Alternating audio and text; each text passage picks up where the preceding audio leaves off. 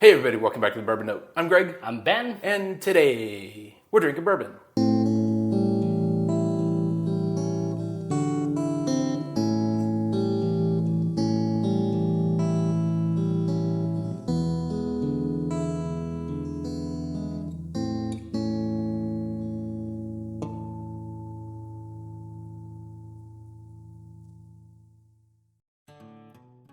All right, Ben, I think it's time for a list. Yes, and it's going to be our own list this time. Our own list. Yeah. In fact, it's his list. He came up with the categories. They're crazy, as always, but... Which will be fun because we've been called out in other channels to do their lists, and that's always fun when you kind of pass that back and forth between other channels. Mm-hmm. So I came up with a list that is standout bourbons in 5 different categories. So there's no umbrella category tying them all together. Okay. Just came up with 5 random categories, and you have them written down on your phone. I have them written down on my phone, so I'm going to read them out. Number 1, unpopular opinion. And we'll talk more about what that means when we talk more about what that means. Yep. Number 2, a whiskey you changed your mind on. Interesting. Number 3, a good bourbon you won't buy again. Or whiskey. Or whiskey, yeah. Should be a whiskey or anything. Yeah, that would be fun. Allocated bottle replacement. Mm-hmm. Okay, we'll talk more about that. And this one is a twofer.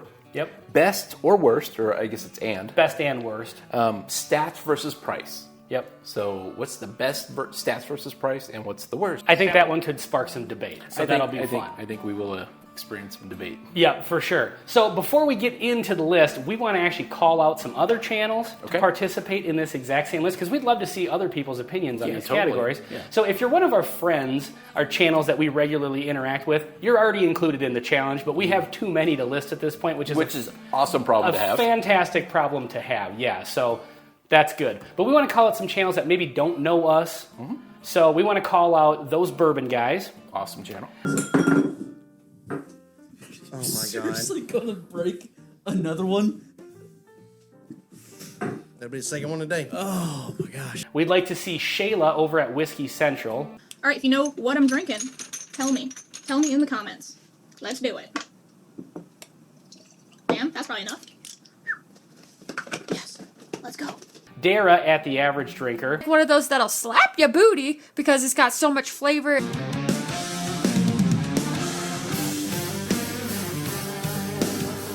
Matt Porter at ADHD Whiskey. Today we are reviewing a bottle that I never thought I'd get my tiny little Burger King-sized hands on. I would like to see what he has to say. Yep, and then Chad and Sarah over at It's Bourbon Night. Hello, I'm Chad. I'm Sarah. And we have a little bit of an experiment here for you today. I didn't bring my lab coat. Well, it's okay. We have graduated cylinders. We're huge fans of all of these channels, actually. To know what they think. Yeah, it'd be fun to see if they, have an opinion on these. So let's get into it with the first category, and as we do these, we'll kind of tell you a little bit more about the category. And the way that we do our picks is it's kind of a draft, although we could actually tie and both pick the same thing. But I don't know what he's picked. He doesn't know what I've picked. Mm-hmm. So the first They're hidden one, off camera from each other. Yeah, exactly. So mine are in a bag. So unpopular opinion. Yep. So maybe everybody loves this one and you hate it, or vice versa? Yeah, or something maybe in between. So okay. I'm going to go with Maker's Mark BEP. What is possibly unpopular about that? Well, I've heard some negatives about it. Really? I called this the Whiskey of the Millennium, and that may be overstating it. I think you overstated that a bit. That may be just a little bit. I really liked it. In fact, so much that I asked some of our viewers to help me find a couple more bottles, which they did. Yeah. I now have a couple of backups, which is awesome. And admittedly, a Maker's Mark fanboy. Fanboy, definitely. But of the wood finishing series, the limited releases, I like them all. But I really like this one. That's why I was kind of wondering what would be unpopular, because I feel like reviews that I've seen, this one seems to be, like, a lot of people are saying this is the best one of them. I've not seen that. Really? I've seen, I don't think people call it trash, but I think some people are not quite as enthusiastic about it as me. Well, look at it this way. I'm not on the same page as you with this one, so unpopular opinion right there. Exactly. Only 50% of the hosts agree. Yeah, exactly. All right, so my bottle for the unpopular opinion is, bam, Woodford Reserve Historic Barrel Entry. So this one runs about $130. Okay. I thought it was pretty basic. I didn't see, maybe I'm just a bad whiskey taster, in which case, sorry, Internet, for wasting your time. But I just didn't see $100 difference in this one versus the regular Woodford. Same proof. Don't know 90.4 Yep. is there. Don't know anything about the age, but it went into the barrel at a lesser proof point, which does change the flavor a little bit. But I don't know. It's just kind of one of those things. It seems a little bit gimmicky and overpriced, but a lot of people really, really, really seem to like this. So I'm curious because I have to say we did a review and I thought it was decent, but not that different from the regular. But it is the whiskey is. You don't want to pay it's not $130 for the bottle. Yeah. I like Woodford. Regular Woodford at $30-ish is great. Yep. But I don't notice the extra $100 for the bottle. Okay, so the next category is one you've changed your mind on, and maybe you reviewed it, or in our case reviewed it, but maybe you just tasted it, liked it at first, and then it just kind of fell off a cliff for you, or the vice other versa. direction. Maybe you didn't like it at first, and it's really grown on you. So. And I actually think I took this category slightly a different direction. Let me find the bottle first. Of course he did, because he always changes the direction of it. Well, a whiskey you changed your mind on. And I went with Rebel Cask Strength. And Be careful what you say here, because I may quit the channel if you go the wrong direction in this one. So this isn't so much about this particular line, the brand. It's more about the distillery, and it's Lux Row Distillery. Okay. We've had several that I thought were okay, but recently we've had some absolutely great Lux Row stuff. And we absolutely loved this one in This is particular. one of my favorite bottles that we had for the year, maybe. It just become a huge fan of MGP in general, and they own Lux Row, and Lux Row in particular. And so I changed my mind on Lux Row, I guess, is the category, how it fits in. I was hoping you didn't say you didn't. Actually, I was kind of hoping you did say you didn't like it anymore. So you can have the I was bottle. going to quit the channel, but then I was like, wait a minute, no, I can just because we were both blown away by this. It really is for the $50 price point. Exactly. It's fantastic. Yeah. Okay, this one. So my unpopular opinion and my changed my mind on could have been interchangeable because I liked the Woodford a little more the first time we had it. Sure. But this one is definitely going to be an unpopular opinion. Bam, Sagamore Spirit Double Oak. When we first reviewed this one. I liked it okay. I was like, yeah, okay. You're kind of happy pretty with good. it. Yeah. Yep. I have seen, people love this. And it is, they make quality stuff. It's not that I don't like Sagamore. And it's a double oak, so that makes it a little more interesting. Great color on it. Yep.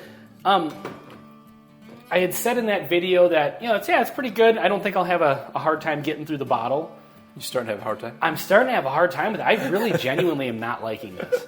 Wow. It's gotten very bug spray to me, and I don't know what happened. Maybe somebody spiked it with bug spray, but Well, that's unlikely. the more I've drank out of it, this one just really is not for me. And everybody loves this. Like I've heard people say this is like an allocated bottle killer and stuff. So yeah, I don't know. Send your hate mail to thebourbonnote@gmail.com. Speaking of hate mail, What's next? a good bourbon you won't buy again. Okay. This this could spark some debate as well. I think it will. Got the right bottle here. I'm with you on that. So, for those of you playing at home, this is Joseph Magnus Cigar Blend, and it is great. Yep. However, I think, I'll just say this. I liked it a lot, but $225 or so. I think after tax it was. I think it was about $200. Yeah. So Sticker. there's a lot of good bourbon in that category, and I don't know what was special about this that justified that kind of price point. Yeah. And it was incredibly hard to find. I've only seen one on the shelf in several years. And That's the thing. It's hard to find. It's expensive. It's great. It is. After tasting that, I don't feel the need to try to get every batch of that. Exactly. And spend the $200 per bottle on that. So not having to collect them all Sure. and get every bottle batch from here on out kind of brings me to my bottle because I kind of had the same sort of idea. Bam! I hate to do this to Woodford twice because I do like Woodford. Yeah. But this is the batch proof from this year. This year was the first time I had gotten any of their special releases. Never seen it in them on the shelf. Yeah, they're rare to begin with, but around here I think they're particularly rare. We just don't really get them. This is 124.7 proof. It's really good, but it's not $130 good in my opinion. It's fantastic, but when you have other stuff out there that competes, I mean, these Old Forester single barrel strings are $90. They're hard to find too, but they're not as hard to find, and that blows this one out of the water in my opinion. And so this is one where I think if I see this again for the $130 that it costs, I just don't think I'm going to pick it up again. Yeah. But it's fantastic, and I really, really like it. We had another one, too. We had the 118 proof. We really like that. But, you know, a good problem to have. There's so many good bourbons on the market at this point. Exactly. And the other thing is like with Woodford, it's one of the biggest brands on planet Earth. It's everywhere. Every single place you'll ever go to will have Woodford Reserve if they have bourbon, for the most part. You mean to tell me you can't make a regular cast strength release? That's not crazy That's not expensive. $130. Yeah. I mean, yeah. I think they like to do their limiteds, and that's great. That's fun. And when they do something different with it, it's kind of fun to experiment with them. But it's just like, come on. Yep. It's cast strength Woodford. Next category, allocated bottle replacement. Okay. So I want to specify the direction I went with this is what I meant by this. It's not a bottle that just, you don't have to buy allocated bourbons if you get this bottle. I mean, a particular bottle that's a good replacement for a particular allocated bottle. And I'm guessing by the look on your face, you did not go down that Well, road. I did, but I definitely, I had several thoughts. And one of which is, you know what? When we did this Joseph Magnus cigar blend, there's another bourbon that's really, really close. This is another cognac finished cigar blend.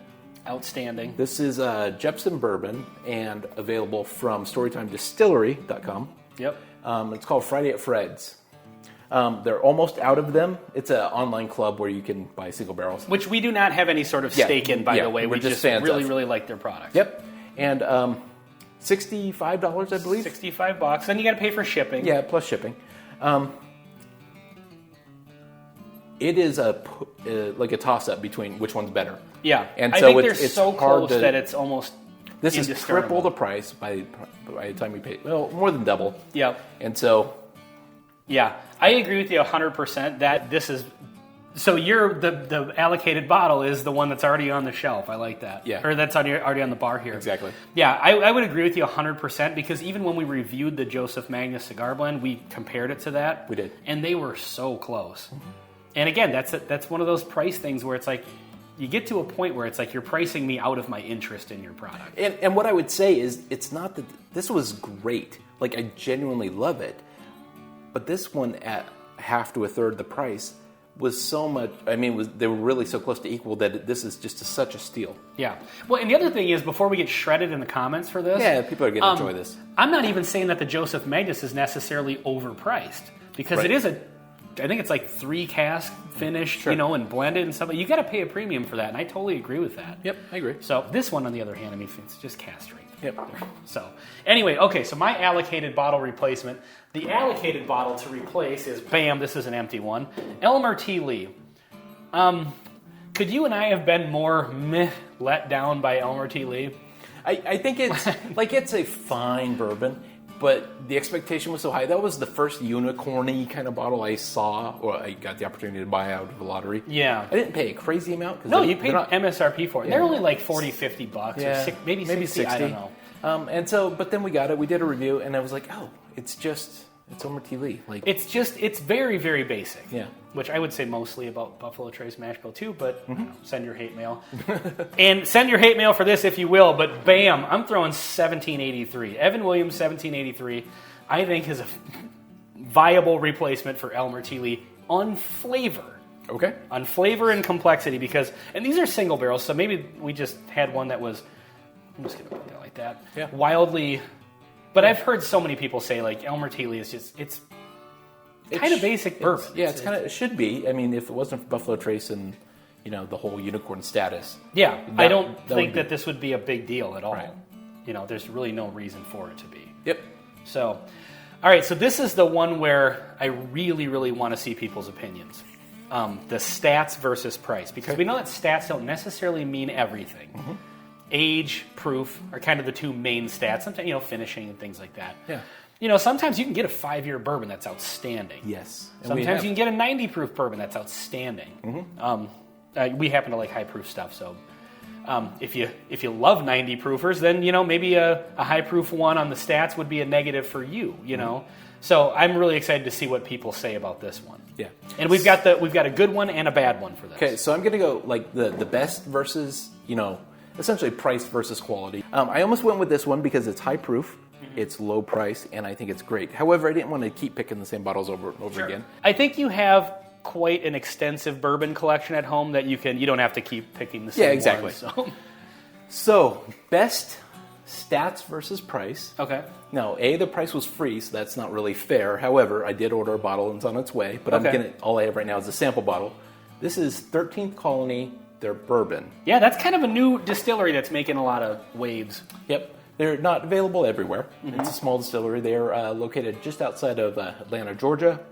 And what I was concerned about when we tried it was Atlanta's crazy hot. Yep. Maybe, because we've not had the best luck with Texas whiskey, also a very hot state. Yep. Is the heat of Georgia going to also create a whiskey that we're not in favor of? So stats for you were like the conditions of Right. Okay, interesting. And so what we discovered, and I think it was both of us, 13th Colony, their stuff is amazing. They have a rye that was one of my favorite ryes I've ever had. Yep. The regular bourbon is very, very good. And then their double oak Which is limited, but that was mind-blowing. Yeah, exactly. Okay. So 13th Colony. So that's is your the best. Your best stats versus, because it is fairly low proof. It's 94-ish or something like that. That's correct. Yep. But it brings a lot 95. more flavor than the proof would suggest. Yeah. Okay. What about your worst? Oh, Or do you want to go do back both? and forth? Yeah. What's your best? So my best stats versus price, I got to go, bam, Knob Creek single barrels. I think for the 9-year age statement and the 120 proof point and just the overall quality of Knob Creek, for $50 to $60, that's pretty tough to beat. They're amazing. Yep. Haven't had a bad one yet. So you can get, store picks, or in this case, Wright County Whiskey Club pick. Or they just have the regular, their own release, just the Knob Creek single barrel that's not necessarily a store or a bar pick. Yep. They're all good, every one of them. Totally agree. Price has gone up a little bit, but around here they're mostly $50 to $60. Which is pretty good for age-stated. Age-stated and high proof. And high proof. Yep, absolutely. All right, worst stats. Worst stats. Versus price. So I made reference to Texas whiskey a minute ago, and now we have to drop the Texas whiskey. Yeah. So, for those playing at home, this is Garrison Brothers Val Maria. Proof, the stats are actually good. 115 proof. We don't know the age, but it's fairly high. I think, I forget what the age, if it was age stated. Anyway, you would think, it's pretty good, right? But $215 at Total Wine. Yeah. It's actually more expensive than that now because you bought that a couple years ago. Yeah, it was quite a while it's ago. up to like 240. Yeah. And the biggest problem with it is the taste. It's just, it doesn't work for me. And everybody has their own opinion of Texas whiskey in general doesn't tend to work for us. But yeah, 115 proof. I don't know the age. It is double oaked. I can't imagine it has a high age statement because most Texas whiskeys don't. It is so hot, you would think it ages really quick. I think Garrison Brothers in general is a very, very overpriced brand. Just for all of their stuff is extremely overpriced. I think so. I mean, they've definitely leaned into the luxury market. Are you setting it out there like away from all the other bottles? No, it's just I don't know where the frame is. So, yeah, that's a good one. I would agree. Like that one, just at the price point, I don't get it. It doesn't work for me. But it is kind of an interesting bourbon if that's your thing, I guess. Sure. But yeah, there are people that like that style. It's just not for me. That being said, though, 200 and I think the 30 or 40 that it is now that's out of control. Yeah. Okay, so my worst stats versus price. This is one I don't understand how this ever became popular. Well, bam, Caribou Crossing. I guess I do is because it's got a little brassish, I don't know what kind of metal that is, animal on top of it, and everyone in whiskey knows if you put a little animal on top of your bourbon, it gets overhyped. And it's in a Rock Hill Farms bottle. So this is a Canadian whiskey. When we reviewed this, I was blown away by the stats that I read. This is 3 years, 80 proof. Like, that's benchmark 8 ancient age stats. Yeah. I think it's because it's the same reason why people chase Blanton's, because it's recognizable, where it's easier to see. I mean, it's brilliant marketing, just like Blanton's. Yep. But yeah, the juice is not really worth the squeeze, as they say. I think so. In this case, and I just don't get how that one, besides the fact that it's in a Rock Hill Farms bottle and it has a very, very Blanton's-ish top. I think people learn that it's, Sazerac owns it or whatever the hell. They bottle it. I don't know how it works. Yeah. And then, of course, it just got well overhyped. So, all right, well, this is our list. I'm sure some of you have unsubscribed at this point. with some of our choices. Or at least but tell us where you disagree. yeah, let us know in the comments what you think, and hopefully if some of those other channels got the tag that we sent out, maybe they'll do their list. I'm sure a bunch of our friends will do this list, so we're looking forward to seeing that. Yeah, absolutely. All right, well, this has been our standout bourbons in these 5 categories. On the Bourbon Note, I'm Ben. I'm Greg. Till next time. See you next time.